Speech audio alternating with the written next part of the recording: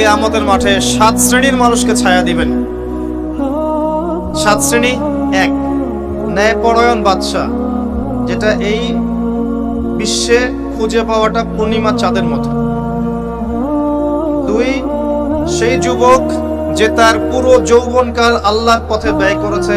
এটা সুযোগ আপনার সামনে আছে, আপনি লুফে নিতে পারেন, এই সুযোগটা আপনার সামনে আছে। 3, ওই ব্যক্তি যার কলব বা অন্তর মসজিদের সাথে ঝুলন্ত থাকে, টিকটকের সাথে নয়, মসজিদের সাথে ঝুলন্ত থাকে।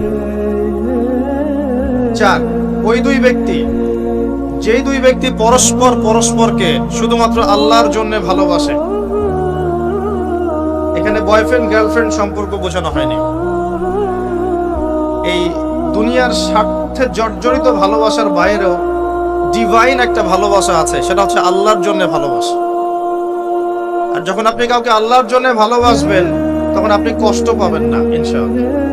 5, ওই যুবক যাকে কোনো সুন্দরী নারী আহ্বান করেছে জেনার জন্য, কিন্তু সেই যুবক বলেছে আমি আল্লাহকে ভয় করি, যেটা এই জেনারেশনের মধ্যে খুঁজে পাওয়া দুষ্কর। বরং তারা উল্টা প্রত্যাশায় থাকে যে কখন কোনো মেয়ে আমাকে প্রপোজ করবে। 6, ওই ব্যক্তি যার ডান হাত কি দান করছে বাম হাত খবর রাখে না। ডান হাত কি দান করছে বাম হাত খবর রাখে না। আমাদের মতো নয় যে অল্প কিছু দান করেই দানবীর টাইটেল লাগিয়ে মানুষের দুয়ারে দুয়ারে যাচ্ছি সাপোর্টের জন্য, এমন নয়। 7, ওই ব্যক্তি যে নীরবে নিভৃতে আল্লাহর কথা স্মরণ করে এবং আল্লাহর কথা স্মরণ করতে করতে তার চোখ দিয়ে অশ্রু প্রবাহিত হয়।